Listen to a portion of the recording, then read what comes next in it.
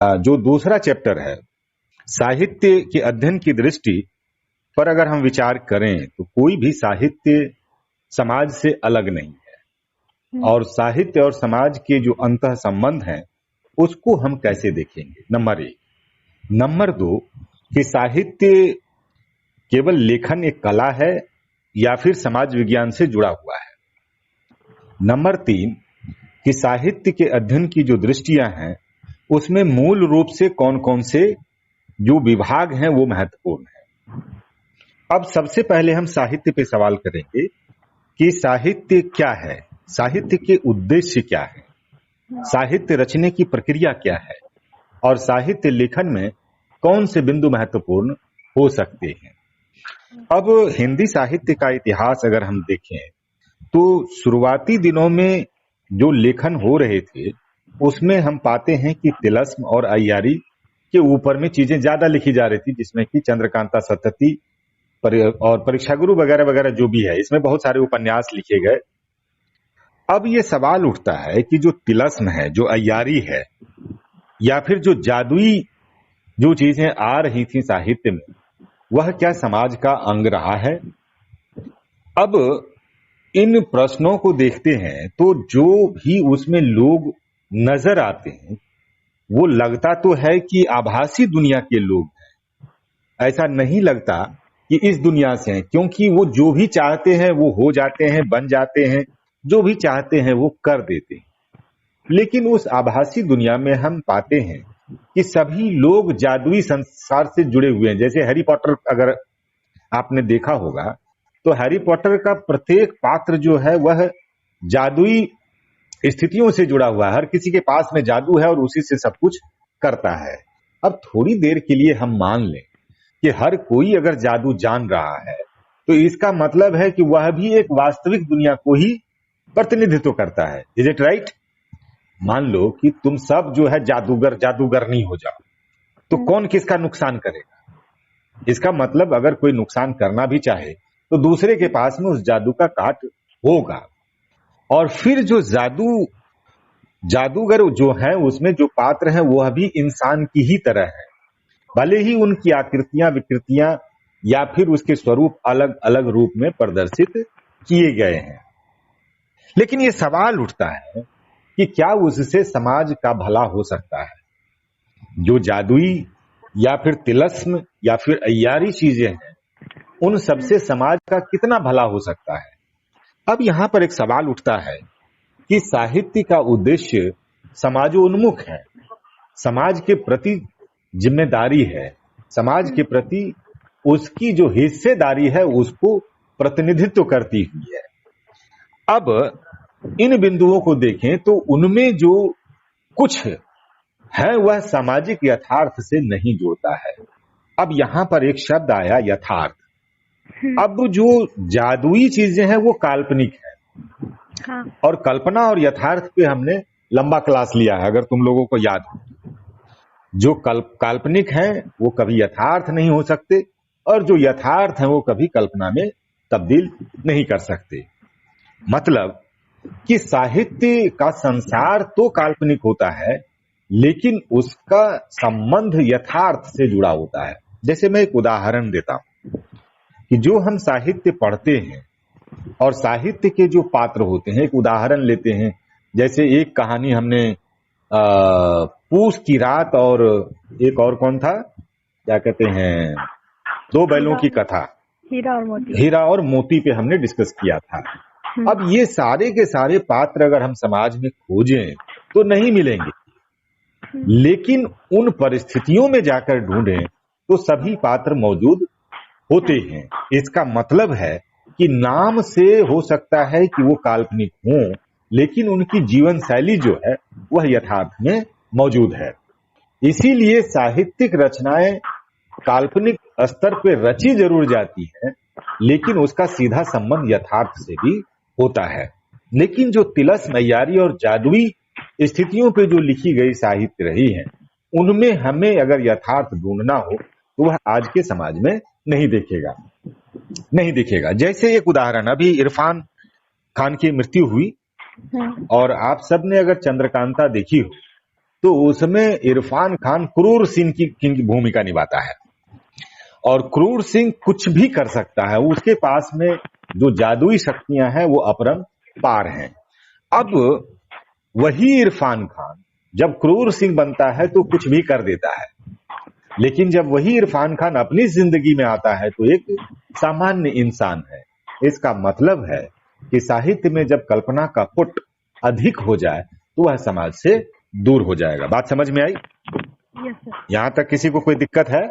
तो हम एक सवाल ये कर रहे थे कि साहित्य रचने की जो प्रक्रिया है वो काल्पनिक होती है, ठीक है, लेकिन उसमें कथ्य और तथ्य यथार्थ से जुड़े होते हैं।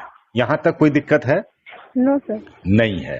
अब हम आते हैं कि साहित्य के उद्देश्य क्या है। तो साहित्य के उद्देश्यों को अगर हम देखें तो प्रेमचंद 1936 में जब प्रगतिशील आंदोलन के अध्यक्ष बने और उसमें जो उन्होंने पेपर पढ़ा था उसका पेपर का हेडिंग ही यही था, साहित्य के उद्देश्य। अब साहित्य के उद्देश्य में प्रेमचंद यह बताना चाहते हैं कि साहित्य का काम मनोरंजन करना नहीं बल्कि सोए हुए को जगाना है। साहित्य का उद्देश्य काल्पनिक स्थितियों का वर्णन नहीं बल्कि यथार्थ से लोगों को रूबरू कराना है।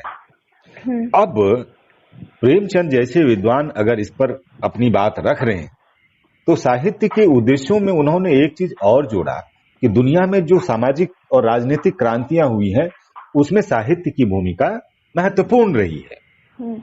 इसका मतलब है कि पहली जो स्थिति थी कि साहित्य का यथार्थ से संबंध, और दूसरा कि साहित्य सामाजिक स्थितियों और परिस्थितियों को परिवर्तन करने में एक अहम भूमिका निभा सकती है। ये दो चीजें हैं। अब साहित्य और समाज के अंतः संबंधों पर विचार करें तो हमने बार बार क्लास में इस बात को लेकर के नोटिस किया है कि साहित्य और समाज का अन्योन्याश्रय संबंध है। अगर समाज नहीं हो तो साहित्य संभव नहीं है।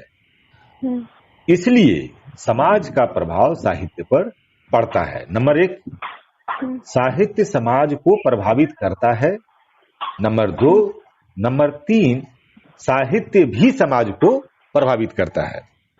अब साहित्य अगर समाज को प्रभावित करता है और साहित्य और समाज के अंतर संबंधों को देखें तो उसमें हम पाते हैं कि कुछ विद्वानों ने, मतलब तेन ने, समय, स्थिति और समय, स्थान और परिस्थिति के आधार पर साहित्य को समाज से जोड़ा है। तेन एक बहुत बड़े फिलोसोफर हुए साहित्य के। उन्होंने कहा कि साहित्य और समाज का संबंध 3 आधारों पर जुड़ता है, समय, स्थान और परिस्थिति। और इसी के आधार पर तेन ने कहा कि साहित्य समाज का दर्पण है। अब अगर साहित्य समाज का दर्पण है तो साहित्य में वो सारी चीजें मिल जानी चाहिए जो कि समाज में घटित हो रही है। Is it right? एक प्रश्न उठता है। Yes sir. अब इस प्रश्न का उत्तर क्या होगा कि अगर हम साहित्य पढ़ें तो उसमें सामाजिक तथ्यों को हम ढूंढ सकते हैं, लेकिन यह संभव नहीं हो पाया। साहित्य समाज का दर्पण है, लेकिन जो लेखक है, जो साहित्यकार हैं, जितना उस दर्पण में दिखाएंगे वही दिखेगा, बाकी नहीं दिखेगा। अब इसकी एक सीमा है। साहित्य अगर समाज का दर्पण है तो फिर स्त्री विमर्श पे क्यों नहीं लोगों ने बात की? महाभारत में अगर द्रौपदी ने प्रश्न किया तो उसका लोगों ने नाम भी रखना छोड़ दिया और सीता कोई प्रश्न ही नहीं करती है। इसका मतलब है कि रामायण और महाभारत लिखने के पीछे जो साहित्य के उद्देश्य थे वो अलग थे। वह समाज से सीधे न जुड़ करके कुछ काल्पनिक और कुछ यथार्थ को साथ लिए हुए रहा। यही निष्कर्ष निकलता है इससे। अब है कि दर्पणवादी जो सिद्धांत है, दर्पण जिसको कहा कि साहित्य समाज का दर्पण है, तो उस दर्पण में सब कुछ दिखना चाहिए था जो कि नहीं दिखा और बाद में इसकी आलोचना हुई है। ठीक है। अब एक जो बोला, ब्रेख्त ने कहा कि साहित्य समाज का दर्पण नहीं बल्कि दीपक है। दर्पण को तो जो दिखाएंगे वही दिखेगा। दिए में जहां तक रोशनी जाएगी वहां तक कोई भी देख सकता है, उसमें कोई लिमिटेशन नहीं है। लेकिन दिए की रोशनी भी कितनी हो सकती है? उसकी भी सीमा है। फिर कहा कि नहीं, साहित्य समाज का दर्पण नहीं है, दीपक नहीं है, ये डायनेमो है। मतलब इससे हम ज्यादा बिजली उत्पन्न करके ज्यादा से ज्यादा एरिया में हम प्रकाशित कर सकते हैं। साहित्य और समाज के संबंधों को देखते हुए यह एक विचार सामने आता है कि साहित्य समाज में प्रवेश करता है और सामाजिक तथ्यों और कथ्यों को लेकर प्रवेश करता है जो समाज में घटित हो रहे हैं। अब ये एक सवाल उठता है कि साहित्यकार की एक अपनी दृष्टि होती है, नहीं तो रामायण लिखने वाले वाल्मीकि ही महाभारत लिख देते वेद व्यास की जगह पे। यह संभव नहीं है। मतलब कि व्यक्ति की जिस तरह से सीमाएं हैं, साहित्यकार की भी सीमाएं। नहीं तो छायावाद को अगर देखें तो उसमें 4 प्रमुख कवि हुए ना, प्रसाद, पंत, निराला और महादेवी। अब चारों के विषय वस्तु तो छायावादी चीजों से जुड़ी हुई हैं, तो प्रसाद ही क्यों नहीं लिख दिया सबको, बाकी लोगों के लिए कुछ नहीं छोड़ते।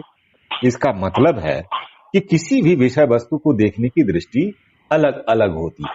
जैसे एक उदाहरण है कि सूर्य को उगते हुए सब देखता है, और सूर्य की जो सुबह की लाली होती है उसको देखकर लोगों के मन में अलग अलग तरह के भान होते हैं। जैसे शमशेर बहादुर सिंह ने उषा नामक कविता में वो लिखते हैं कि उषा का मतलब जैसे कि थे, मतलब साहित्य की भी अपनी सीमाएं हैं, और साहित्य की सीमाएं जो है वो साहित्यकार की भी सीमाएं। हम बात कर रहे थे छायावाद में कि एक ही छायावादी कवि सब कुछ लिख देते, या प्रेमचंद ही सब कुछ लिख देते, बाकी लोग केवल पढ़ते उसको। लेकिन हम देखते हैं कि साहित्य का संसार अनंत है। जो भी साहित्यकार आए उन्होंने अपनी दृष्टि से साहित्य को देखा। अब एक उदाहरण लेते हैं, प्रेमचंद का ही उदाहरण लेते हैं शुरू में, या फिर भारतेंदु से शुरू करते हैं इन बातों को। हिंदी साहित्य का जो आधुनिक काल है, भारतेंदु से हम शुरुआत मानते हैं, इसमें तो कोई शंका नहीं है। भारतेंदु ने जिन विषयों को छुआ वह कहीं न कहीं, जैसे भारत दुर्दशा की बात करें, है ना, तो भारत दुर्दशा में किसान को लेकर के एक तरह से कहा जाए वो महाकाव्य है, और भारत अंत में आत्महत्या कर लेता है। अब जिस समय 1850 के बाद की जो स्थिति बनी, अकाल की जो स्थिति बनी, और अकाल में जो किसानों की दुर्गति हुई, उसको हम भारत दुर्दशा और नील दर्पण में भी देखते। दो जो भारतेंदु की जो रचना है उसमें हम उसमें किसी में शायद अकाल, उसके बाद में हमने यह जिक्र किया था कि 1855 से लेकर के 1905 तक जो बंगाल प्रांत में अकाल पड़े थे, और उस समय जो बंगाल प्रांत था वो बंगाल, उड़ीसा और बिहार मिला करके था, उसमें लगभग 2,88,00,000 लोग भूख से मरे थे। और फिर हमने आनंद मठ का उदाहरण दिया था कि किस तरह से आदमी आदमी को खा रहा था। अब ये जो परिस्थितियां समाज में जब उत्पन्न हुई, तभी तो आनंद मठ में भी वो मनुष्य को खाने की बात लेकर के बंकिम चंद्र आते हैं। इसका अगर मान लिया जाए, वहां पर बंकिम ये कहते कि मनुष्य को नहीं खा रहे थे बल्कि हलवा पूड़ी खा रहे थे, तो कोई यकीन करता क्या? जो काल्पनिक स्थितियां थी वो नाम हो सकता है कि अलग अलग हो, लेकिन समाज की परिस्थिति वही थी, और उन परिस्थितियों को आनंद मठ में लेकर बंकिम आते हैं। वही हिंदी में भारतेंदु लेकर के आते हैं। बाद के दिनों में जब हम प्रेमचंद के युग में प्रवेश करते हैं, तो प्रेमचंद की जो स्थितियां थी, अगर पहले संपूर्ण उपन्यास को देखें तो रूठी रानी है जो ऐतिहासिक उपन्यास है, और उसमें यह दिखाया कि किस तरह से जो उमेदा नाम की पात्रा है वो पति को पति के रूप में स्वीकार नहीं करती, लेकिन जब सती होने की बारी आती है तो वह पति के लिए सती हो जाती है। या फिर सेवा सदन में जो सुमन है, जो वेश्या बन जाती है, उसके पिता दहेज नहीं दे पाते हैं, और सुमन की स्थिति को लेकर के सामाजिक स्थितियों का ताना माना प्रस्तुत करते हैं। फिर उसके बाद हम कर्मभूमि में आते हैं। सेवा सदन के बाद कर्मभूमि में शिक्षा, किसानों की समस्या पूंजीपतियों का शोषण, ये जो तमाम विषय हैं, या अंग्रेजों के अत्याचार, या फिर धर्म के जो मठाधीश हैं उनका शोषण, ये तमाम विषय कर्मभूमि में आते हैं। या फिर दलितों का आंदोलन। अब ये जो चीजें घट रही थी समाज में, प्रेमचंद उसको कर्मभूमि में लाते हैं। और अंतिम जो उपन्यास गोदान है, जो बहुत चर्चित उपन्यास है और 20 विश्व भर के लगभग 7 उपन्यासों में से एक उपन्यास है, गोदान की रूपरेखा देखें तो उसमें सबसे पहले 2 स्थितियां हैं, एक शहर और एक गांव है। होरी गांव में रहता है और बाद में गोबर भाग करके शहर चला जाता है। मालती मेहता शहर के रहने वाले हैं, तनखा जो है पूंजीपति है। इसी तरह से गांव में होरी और होरी का जो परिवार है, सोना और क्या नाम है दूसरा, एक और उसकी बेटी का नाम है, और गोबर उसके, और धनिया उसकी पत्नी है। अब ये एक सवाल है कि जो होरी की जिंदगी है, जो किसान है, और यह उपन्यास 1936 में लिखा गया, और 36 का जो समय है वह किसान आंदोलन का भी समय है। उस समय संपूर्णानंद किसान आंदोलन कर रहे होते हैं। अब कैसे सामाजिक गतिविधियों का उस पर प्रभाव पड़ता है, या फिर रंगभूमि में जो सूरदास है, जो पूंजीपतियों का विरोध करते हैं, और वह आंदोलन अंग्रेजों के विरुद्ध भी। इसका मतलब कि साहित्यकार साहित्य में समाज के उन संदर्भों को भी लाते हैं जो सामाजिक जीवन में घट रहे होते हैं। या फिर नागार्जुन अकाल और उसके बाद की बात है, या फिर जो दुखहरण मास्टर गढ़ता आदम के सांचे जो शिक्षा व्यवस्था में है। इन तमाम अगर स्थितियों को देखें, 1850 के बाद की अगर हम देखें, तो साहित्य क्रमशः समाज से जुड़ता चला जाता है। और अगर समाज से जुड़ता है तो समाज का इतिहास है, समाज का मनोविज्ञान है, समाज का समाजशास्त्र है, और साहित्य के शैली विज्ञान। ये जो 4 विषय हमारे पास है, इसको हम कैसे जोड़ेंगे। अब सवाल उठता है कि जो पहला है, जो साहित्य का इतिहास है, तो किसी भी समय समाज का इतिहास होता है। और इतिहास के बारे में हमने बहुत डिटेल से चर्चा आप लोगों के क्लास में किया था कि कोई भी साहित्य लेखन अपने ऐतिहासिक संदर्भों से जुड़कर ही संभव होता है। नहीं तो आप भक्ति काल को हिंदी साहित्य में क्यों रखेंगे, फिर रीतिकाल को क्यों रखेंगे। और फिर रामचंद्र शुक्ल ने यह कहा था कि जनता की संचित चित्तवृत्ति, याद है? Yes sir. जनता की संचित चित्तवृत्ति जो है साहित्य में, या फिर क्या कहते हैं, महावीर प्रसाद द्विवेदी ने कहा कि जनता के संचित ज्ञान कोश है। अब ये जो जनता और ज्ञान और साहित्य तीनों को मिलाएं, तो इसका मतलब है कि जिस समय, परिस्थिति और काल में साहित्य लिखे गए, उनका भी एक अपना इतिहास होता है। और यही वजह है कि प्रवृत्तियों के आधार पर ही हिंदी साहित्य के इतिहास का काल विभाजन हुआ, जिसमें कि प्रथम काल को आदि काल, भक्ति काल, रीति काल और आधुनिक काल के नाम से जाना गया इसको।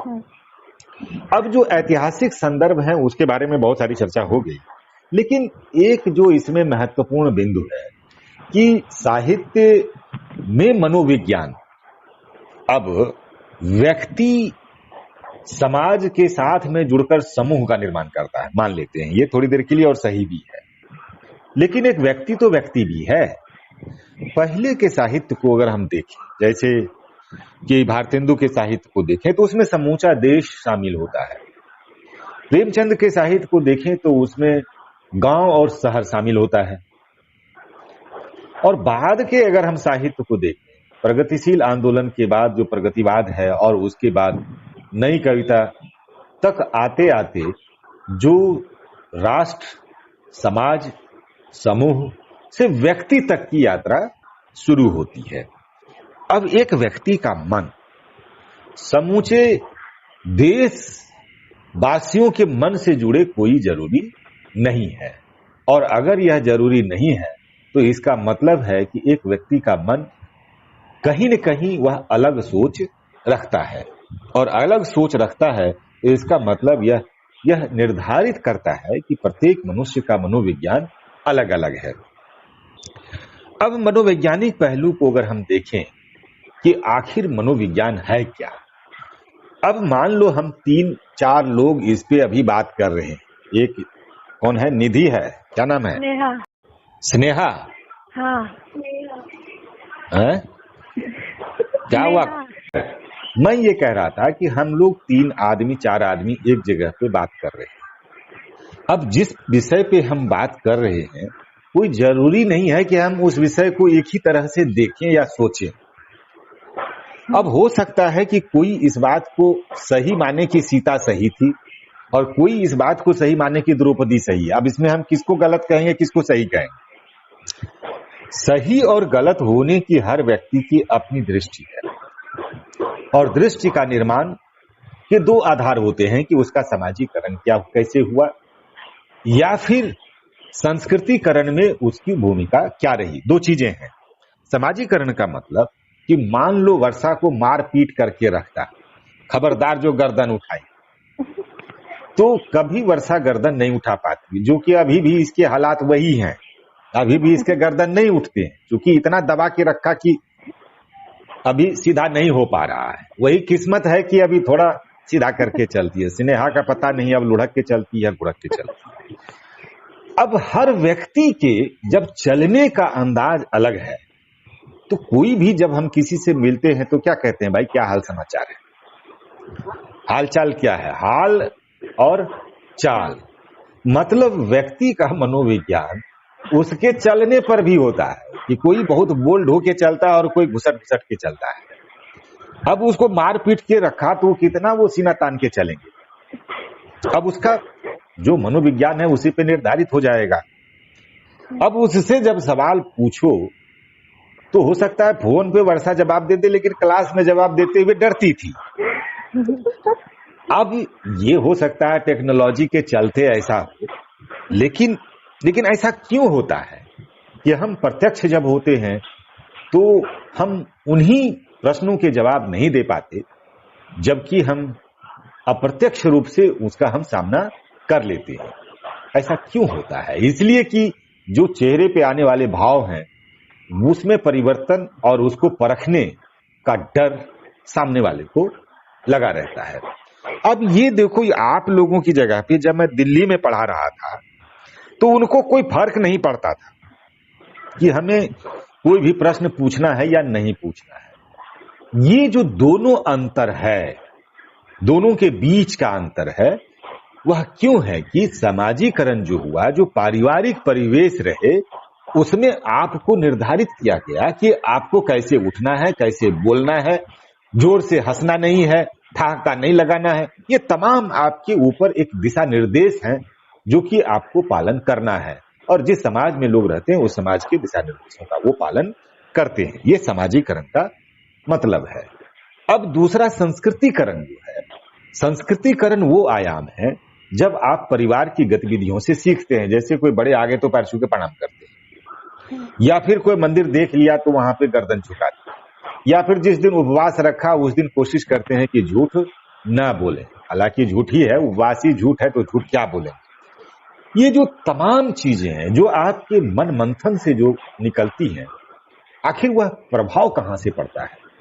वह प्रभाव पड़ता है आपके परिवार से, क्योंकि आपके परिवार ने उस पर दिशा निर्देश किया, आपको बताया कि इस तरीके से आपको रहना है और आप संस्कृति में उसको ढोती चली जाती हैं और फिर आप उसको एक परंपरा मान लेती हैं कि नहीं भाई, हम लड़की हैं, हमको इस तरीके से उठना बैठना है, हमको जोर से बोलना नहीं है। और यही संस्कृति बाद में आपके संस्कार के रूप में परिवर्तित हो जाती है। अब आपको बदलना चाहें तो नहीं बदल पाएंगे। वर्षा को बदलते बदलते आप इसका समूचा मांस उधेड़ दें फिर भी इसका जो अंदर का मन है, अंतर मन, वो वही करेगा जो कि इसके संस्कार में अभी तक डाला है। हालांकि अब थोड़ा सा विरोध करने लगी है। अब ये सवाल उठता है कि विरोध क्यों करने लगी? यही है ना, अभी तक तो था कि सामाजिकरण और संस्कृतिकरण से वर्षा उसमें दबी हुई थी, अब अचानक विरोध क्यों करने लगी, है ना वर्षा? ये अब कुछ विरोध कर रही हो कि नहीं है? Yes sir.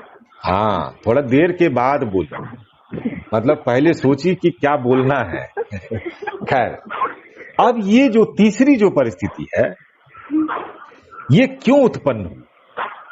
ये तीसरी परिस्थिति जो उत्पन्न हुई उसमें आधुनिकीकरण की भूमिका है। मतलब कोई भी व्यक्ति के व्यक्तित्व के निर्माण में तीन परिस्थितियां हैं। पहला सामाजिकरण, जो समाज से सीखता है, परिवार से सीखता है, और जो सीखता है उसे अपनी सोच में जब लाता है वह तो संस्कृतिकरण है। अब सामाजिकरण और संस्कृतिकरण में परिवर्तन संभव नहीं है, लेकिन परिवर्तन तभी संभव होगा जब उसमें आधुनिकीकरण के बीज उत्पन्न होंगे। जैसे आपने तर्क करना शुरू किया, आधुनिकीकरण का मतलब क्या है कि किसी भी विषय पे हम तर्क करेंगे कि हम अगर किसी से बात नहीं करेंगे तो क्यों नहीं करेंगे, कोई कारण तो होगा। परिवार और समाज ने सिखाया कि देखो भाई, स्नेहा, निधि और किस्मत और वर्षा, अब तुम बड़ी हो गई हो और बड़े होने के बाद किसी से बात नहीं करते, ताक झांक नहीं करते, ये समाज में बुरी बात मानी जाती है, शादी ब्याह में दिक्कत हो जाएगी। अब ये जो प्रश्न है, आधुनिकीकरण का मतलब है कि भाई क्यों दिक्कत हो, हमको ये बता। अब क्या जवाब देंगे संस्कृति और समाज के लोग? अब यहीं पर वह परिस्थिति उत्पन्न होती है कि जो प्रश्न नहीं करने देना चाहती सीता, इसीलिए प्रश्न नहीं करती है, वह आधुनिक नहीं, वह सामाजिकरण और संस्कृतिकरण के दायरे में वह सीता अग्नि परीक्षा देगी। लेकिन थोड़ा सा जब ज्ञान हुआ, तर्क करने की क्षमता विकसित हुई, तब द्रौपदी ने प्रश्न करना शुरू किया। अब ये जो आधुनिकीकरण के जो है, अब तीन व्यक्तित्व का निर्माण हो गया। पहला सामाजिकरण में एक व्यक्तित्व निर्मित हुआ, दूसरा संस्कृतिकरण में, और तीसरा आधुनिकीकरण में। अगर आज की तारीख में यह कहे कि भाई जौहर करना है, आग में धकेल करके मारेंगे, सती करवाएंगे, तो कितने लोग तैयार होंगे? एक भी नहीं। नहीं। क्यों नहीं होंगे? इसलिए कि वो प्रश्न करेंगे कि भाई सती होकर के कौन सा हमको पुण्य मिल जाएगा, हमको जीना है भाई, है। और विधवा पुनर्विवाह का जो विरोध हुआ इसी आधार पे हुआ। अब ये जो कई सवाल हैं, इन सवालों के जन्म के पीछे एक है, वह है तर्क।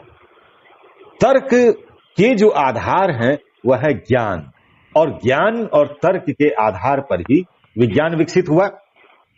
विज्ञान ने हमें यह दिया कि भाई हम इस बात को तभी मानेंगे जब उसके साक्ष्य और प्रमाण हमारे सामने उपस्थित हों। अब जो साहित्य लिखे गए कि जो मन में चीजें चल रही थी वो तो चल ही रही थी, कौन उसको पकड़ रहा था? और आपके मन में जो चीजें चल रही हैं उसको कौन देख रहा है? लेकिन कुछ चीजें ऐसी घटित हुई सामाजिक जीवन में, और उसको देखा कि मनुष्य की कुछ खास दशाएं हैं जिसके आधार पर व्यक्ति के व्यक्तित्व के निर्माण में वह सहायक होता है।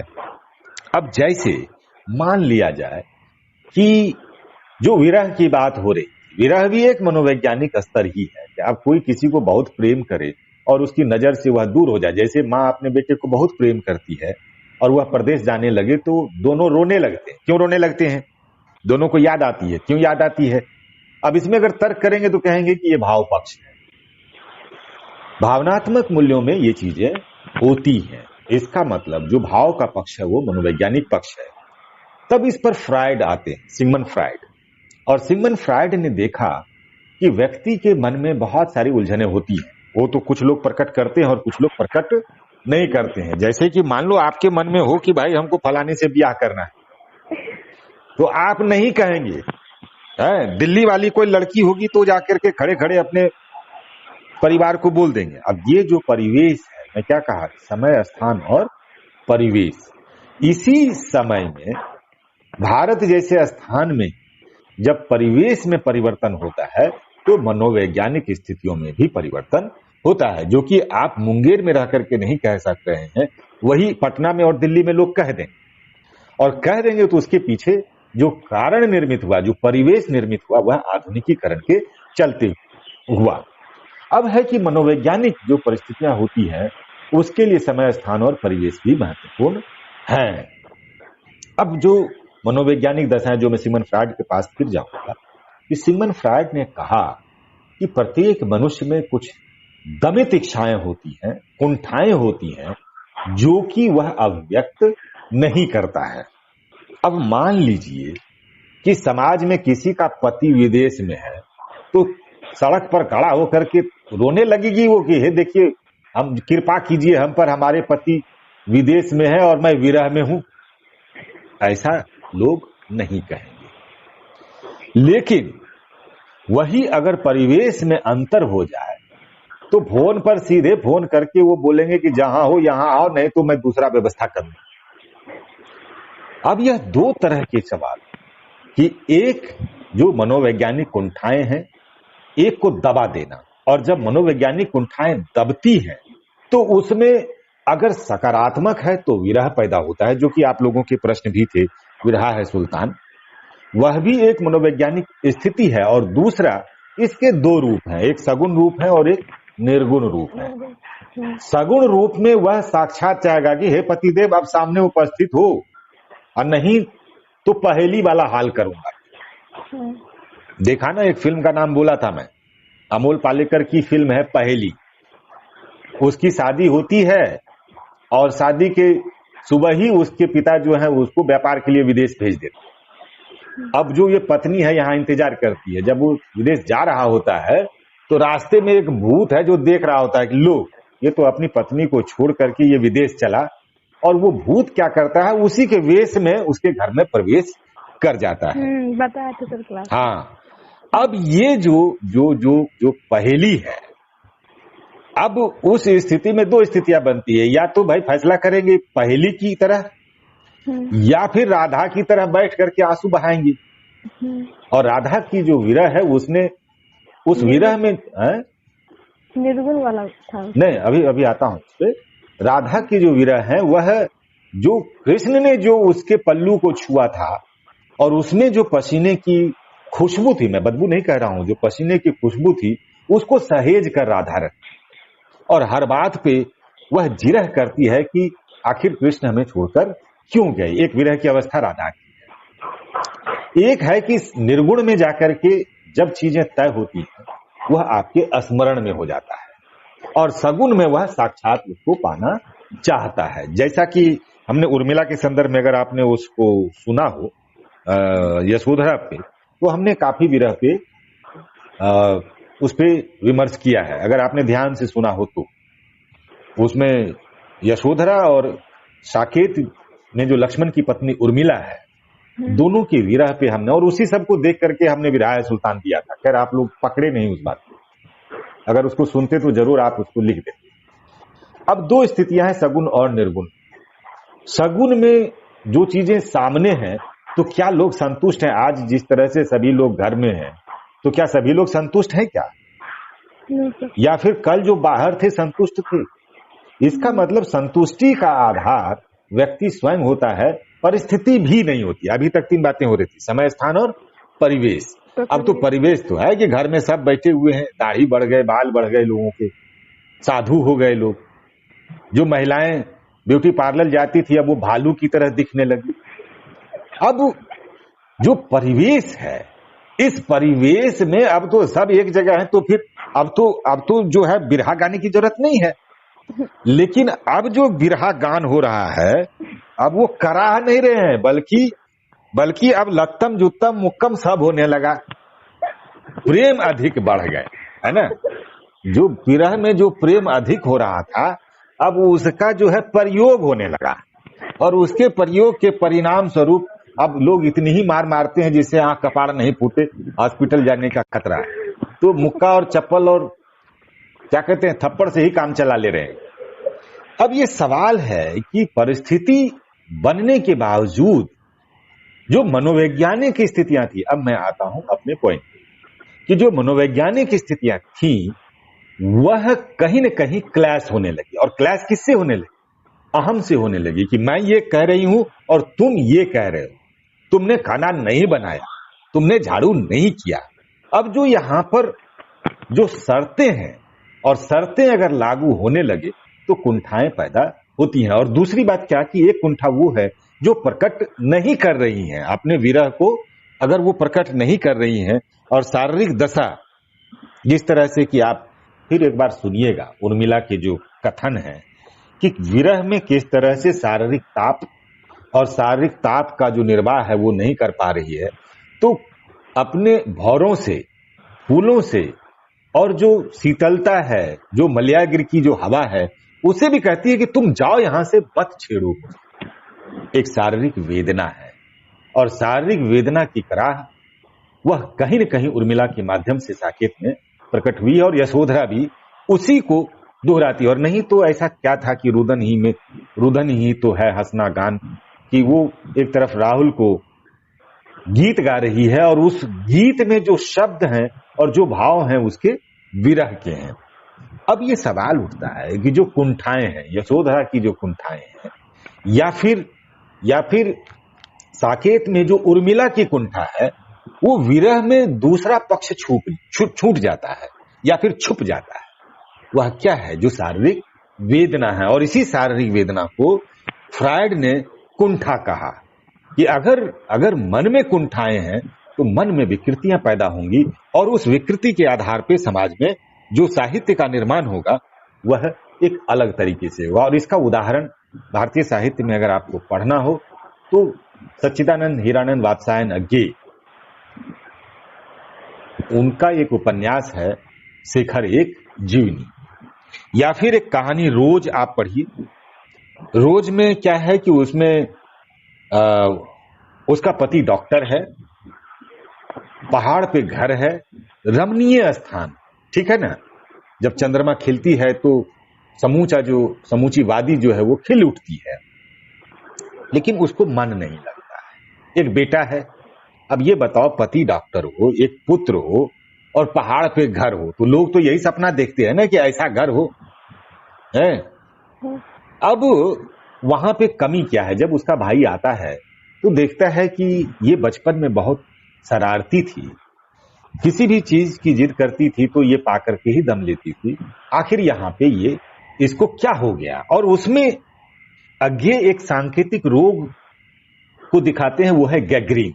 गैंग्रीन हाथ और पैर में होने वाली पहाड़ों में बीमारी है, जो कि अंगूठे से या उंगली के छोर से वो सड़ना शुरू करता है, और उसका कोई इलाज नहीं है सिवाय उस अंग को काटने के। अब रोज में जो वह स्त्री कुंठित है, अब उसकी कुंठा उजागर नहीं किया है, लेकिन एक स्त्री की कुंठा क्या होगी जब पुत्र भी है और पति भी है? इसका मतलब उसके मन में कुछ ऐसी इच्छाएं हैं जो वो प्रकट नहीं कर पा रही है। अब समाज जितना आधुनिक होता जाता है, कुंठाएं भी उतनी बढ़ने लगती है, और समाज जितना कुंठित होगा वह समाज उतना ही विकृत होगा। आज जो पश्चिम है, पश्चिम की दुनिया को अगर आप देखें तो वहां पे कुंठाएं नहीं है। वहां पे जिसको जो बोलना होता है आई लव यू बोल देते हैं, लेकिन यहाँ पे मन में है आई लव यू, और वो बोलते हैं कि किताब छोड़ दो कल लेके आना। अब बोलना कुछ था, बोल कुछ रहे। फिर एडलर और यूंग ने कहा कि केवल मानवीय कुंठाएं ही नहीं, बल्कि कुछ अधिशासीय चीजें होती हैं, एक अधिकार के गुण होते हैं व्यक्ति में, उसको पाना चाहता है, इससे भी विकृतियां पैदा होती हैं। अब मनोवैज्ञानिक अध्ययन जब आप करेंगे तो मनोविज्ञान में दो तरह की चीजें आती हैं। एक, अगर मनुष्य की इच्छाएं पूर्ति हो जाए तो वह खुश होता है, और अगर उसकी पूर्ति नहीं हो और उसकी जगह पे कुछ और मिल जाए, मान लीजिए कि आपको चाहिए हीरा और आपको मिल गया सोना, तो वो जो इच्छाओं में जो एक आत्मसंघर्ष होता है उसमें व्यक्ति व्यथित होता है, और उस व्यथित होने का जो परिणाम है वह व्यक्ति के सहर्ष गुणों को वह त्याग देता है, और जब वह स्थितियां खत्म हो जाती हैं तो व्यक्ति निराश हो जाता है, और निराश के पल में वह अपने आप को त्याग भी देता है। अब यह सवाल उठता है कि जो मनोवैज्ञानिक अध्ययन है और जो मनोवैज्ञानिक साहित्य है वह मन में उठने वाले जो विकार है, और इसको अगर आप देखें तो प्रसाद ने उसको दूसरे तरीके से कामायनी में लेकर के उपस्थित किया है, जैसे श्रद्धा है, ईड़ा है, लज्जा है। अब ये जो काम है, लोभ है, या फिर रामचंद्र शुक्ल के जो निबंध है चिंतामणि में, वह भी उसमें लोभ को वो अच्छा मानते हैं कि लोभ होना चाहिए। तो किससे लोभ? अच्छी चीजों से लोभ होना चाहिए। ईर्ष्या, द्वेष, घृणा पे उन्होंने काम किया। जो मनोविकार हैं और जो मनोविकार को लेकर के जो अध्ययन किए जाते हैं वो मनोवैज्ञानिक विश्लेषण के अंतर्गत आते हैं। अब देखेंगे आप कि कोई भी जो साहित्य है, कोई भी जो दर्शन है, कोई भी जो समाज है, यहां तक कि कोई भी जो इतिहास है, उसका आधार ही मनोविज्ञान है। क्यों? क्योंकि व्यक्ति पहले अपने मन में सोचता है, मन में विचारता है, उसी को समाज में प्रकट करता है। और अगर साहित्यकार मनोवैज्ञानिक अध्ययन से अगर किसी व्यक्ति का अध्ययन करता है तो साहित्य में वह स्वरूप प्रकट होगा। यहां तक कोई दिक्कत है क्या? हाँ भाई, सो तो नहीं गया सब मैं बोल रहा हूं। हाँ तो देख लेना, इसका खटखट भी बंद हो गया जी। नेहा तुमरा है कि? हाँ जी हाँ अरे वो हाँ, कौन स्नेहा बोल रही है? हाँ सर। हाँ ठीक है। तो यहां पर हम दो चीजों पे हमने डिस्कस किया, ठीक है। साहित्य के अध्ययन की जो दृष्टियां हैं, एक तो मनोवैज्ञानिक अध्ययन पद्धति है, ऐतिहासिक है, और समाज शास्त्रीय अध्ययन पद्धति में साहित्य और समाज के संबंध को हमने देखा। अब जो शैली विज्ञान है, अब देखो एक है कि जो साहित्य की विधाएं, अब मान लो कि पूस की रात या दो बैलों की कथा या हीरा मोती या हमीद का चिमटा, प्रेमचंद की जो ये छोटी छोटी जो कहानियां हैं, इसका उपन्यास भी तो हो सकता है, या फिर गोदान को हम कहानी के रूप में भी लिख सकते हैं, संभावना है। लेकिन कहानी और उपन्यास लेखन की जो विधि है, उसके कुछ वैधानिक पक्ष हैं, सैद्धांतिक पक्ष। कहानी के बारे में छोटी मुंह बड़ी बात कहने की है, लेकिन जब हम उसी को विस्तार पूर्वक कहें तो एक जीवन को अगर समेटना हो तो वह उपन्यास में ही संभव है। जीवन की छोटी घटनाओं को हम कहानी में लेते हैं। अब है क्या कि अगर सब कुछ जो है सामाजिक स्थितियों में है, कल्पना में है, और हम कल्पना को यथार्थ में प्रकट करते हैं तो कहानी और उपन्यास में ले लेते हैं, यही है ना। ये शैलीगत जो चीजें है, विधागत चीजें। लेकिन मान लो वर्षा अगर अपनी जीवनी लिखने लगी, हमारे जीवन में, मैं गांव में रहती थी, शहर में आई, बोलने लगी, फिर हमको मारपीट पे चुप करा दिया। अब ये अगर वर्षा खुद लिखे तो वह आत्मकथा कहलाएगी, यही है ना। लेकिन वर्षा पर अगर किस्मत लिखे तो वह जीवनी कहलाएगी। है तो उसमें एक ही व्यक्ति, लेकिन जब उसके शैली में अंतर हो तो फिर हम उसको विधागत अंतर करते हैं। जैसे कि इलाहाबाद की सड़क पर वह तोड़ती पत्थर, अब इस पे हम कहानी भी लिख सकते थे, लेकिन कहानी की बजाय ये कविताओं में ज्यादा सटीक बैठा है, इसीलिए हमने उसको कविता के फॉर्म में पढ़ा और निराला ने उसको लिखा तो वो कविता हो गई। इसका मतलब है कि जो साहित्यिक विधागत विविधताएं हैं, कहानी, उपन्यास, आत्मकथा, जीवनी, कविता, और कविता में भी कुछ महाकाव्य हैं, कुछ खंड काव्य हैं, कुछ प्रबंध काव्य है ना। जैसे कि प्रबंध काव्य वो है जिसमें, जैसे रामायण और महाभारत प्रबंध काव्य, उसमें समूची घटनाएं मौजूद हो, लेकिन खंड काव्य में किसी एक पात्र को लेकर के जब हम काम करते हैं, जैसे यशोधरा है या फिर साकेत है, साकेत में उर्मिला को लेकर के, ये सारे खंड काव्य। ये विधागत जो अंतर है, इस अंतर में आप देखेंगे कि लेखन की शैली में भी अंतर होता है। अब जैसे एक रिपोताज का नाम आप, हाँ भाई जानते हो रिपोताज क्या है? नो सर, नहीं जानता। हाँ, रिपोताज वो है कि जैसे कि कोई युद्ध की घटना का वर्णन करे वहां उपस्थित होकर। जैसे ईरान इराक युद्ध हो रहा था और उसमें बहुत सारे पत्रकार गए, बोले देखिए ये बम की आवाज है। जो घटनाओं का, युद्ध की घटनाओं का आंखों देखा हाल जब कहे तो वह रिपोताज कहलाता है। अब रिपोताज को अगर आप चाहें कि बेलन बाजार में हमको लिखना है तो यह संभव नहीं होगा। आपको उसके लिए उसकी परिस्थिति में जाना होगा, और अगर आप उसकी परिस्थिति में नहीं जाते तो फिर वह काल्पनिक होगा। मिला जुला करके जो शैलीगत जो चीजें हैं, उसमें जो प्रत्येक जो विधाएं हैं, प्रत्येक विधाओं में उसकी अपनी विशेषता है, और अपनी विशेषताओं के चलते ही वह एक विधा है। तो उस विधा की मूलभूत चीजें क्या हो सकती हैं, उस पर विचार करना है। अब एक और प्रश्न है कि साहित्य के अध्ययन की जो दृष्टि है, जो कि मैं शुरू में भी आपसे मैं डिस्कस किया था, कि साहित्य के अध्ययन की दृष्टि को ऐतिहासिक दृष्टिकोण से अगर शुक्ल की नजर से आप देखेंगे तो सामाजिक और सांस्कृतिक है। वो हर विषय को एक नए नजरिए से देखते, और वहीं पर हजारी प्रसाद द्विवेदी एक अलग नजरिए से देखते। अब इतिहास को अगर शुक्ल की इतिहास की नजर से देखें, या फिर हजारी प्रसाद द्विवेदी की नजर से देखें, या नंद दुलारे वाजपेयी या फिर रामविलास शर्मा की नजर से देखें, या इरफान हबीबी की नजर से देखें, तो वही इतिहास अलग अलग क्यों दिखते हैं?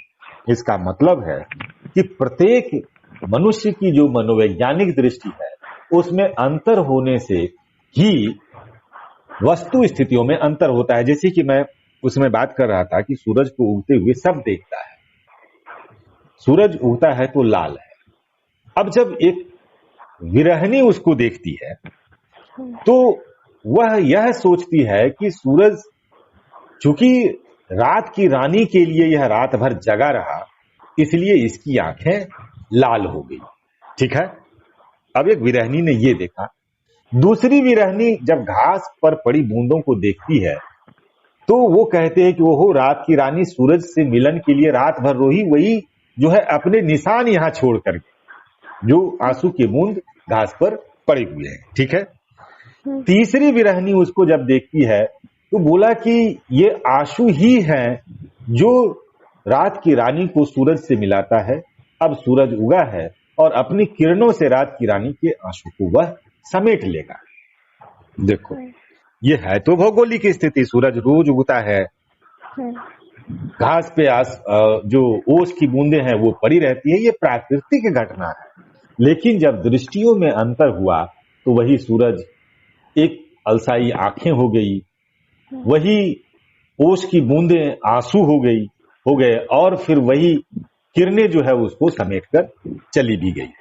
अब यह अगर दृष्टियों में अंतर नहीं होता, और इसीलिए तुलसीदास कहते भी है, जाकी रही भावना जैसी प्रभु मूरत दिखाई तीन तैसी। अगर आप खुश हैं तो आपको प्राकृतिक नजारा बहुत खुश नजर आएगा, और अगर आप उदास हैं तो तमाम जो चीजें हैं वो उदासी सी छाई रहेगी। अब जो साहित्य के अध्ययन की दृष्टि है, दृष्टि एक व्यक्ति की दृष्टि है, एक व्यक्ति के विचार है, और साहित्य में जो दृष्टि और विचार आते हैं वह व्यक्ति के माध्यम से ही आता है। ऐसा नहीं कि कोई ऊपर से आकाशवाणी होती है और सब लोग गोदान पढ़ने लगते हैं। सवाल यह है कि समय, स्थान, परिवेश मायने रखता है, लेकिन इसमें वह एक महत्वपूर्ण कि देखने वाला कौन है, किस नजर से देख रहा है, साहित्य की दृष्टि उस पर भी, साहित्यकारों की दृष्टि पर भी निर्भर करता है। अब कोई प्रश्न हो तो पूछो, कहीं दिक्कत हो तो। सर, उपन्यास और कहानी दोनों, उपन्यास में जो कहानी में जो है मतलब उसमें छोटा छोटा मतलब क्या है दोनों सर? देखो, कहानी है कि एकदम में पढ़ ले वही कहानी। अब कहानी मान लो 500 पेज की कहानी हो जाए तो कहानी नहीं होगी ना। उपन्यास दोनों की जो शर्तें हैं, जो साहित्यिक विधाएं हैं, जैसा कि मैं उसमें पूछा कि जो साहित्यिक विधाएं उसकी अपनी कुछ शर्तें हैं। कहानी जो है एक छोटी घटनाओं को लेकर कही जाती है, जैसे पूस की रात है, उसमें एक रात की घटना है, लेकिन गोदान को देखें तो एक जीवन की घटना है। तो जो घटनाएं प्रधान होती हैं वह कहानी में आ जाती है, और जो जीवन में जो बहुत सारी घटनाएं घटने लगे वह उपन्यास के क्षेत्र में आ जाती है। और एक चीज कि जो उपन्यास है और महाकाव्य है, दोनों में अंतर है। ये प्रश्न पूछते तो मुझे अच्छा लगता। जैसे रामायण महाभारत ये महाकाव्य है ना, और गोदान उपन्यास है। तो पहले क्या था कि अगर मान लो थोड़ी देर के लिए मान लो कि सब चीज सही घट रहा हो, रामायण और महाभारत, वो भी तो एक उपन्यास ही है। लेकिन उपन्यास में काल्पनिकता का अभाव है, काल्पनिक कम होती हैं और समाज सदृश ज्यादा। जैसे गोदान में जो चीजें घटित हो रही हैं वो आम जीवन में घटित हो, ठीक है, लेकिन जो राम और सीता के साथ घटित, एक बार बोला और बांध छोड़ा और पता चला समूचे धरती नाप पे, ये संभव नहीं है। तो उसमें जो काल्पनिकता है, जो एक तरह से कहें अलौकिक चीजें हैं, वो ज्यादा घटित होती है, और उपन्यास में अलौकिकता नहीं होती। जबकि जब भी उपन्यास में अलौकिक चीजें आई, जैसे चंद्रकांता वगैरह में जो तिलस्म और जादुई चीजें आई, तो समाज उसको स्वीकार नहीं किया, मनोरंजन के रूप में ही किया। हाँ हाँ भाई पूछो। और कोई प्रश्न है? स्नेहा है? नो अच्छा वर्षा नो सर। हो जाएगा? यस। कहीं दिक्कत है? एक काम करो, इसको लिखो तो, जो आ गया उसको छोड़ करके एक बार जो समझी हो, और किताब सामने रख करके जो भी किताबें हो, हल्का है तो उसी से दोनों को मिला करके लिख करके और उसके बाद उस पर बात करते हैं, ठीक है? ठीक है, रखें फिर। ठीक है। ओके।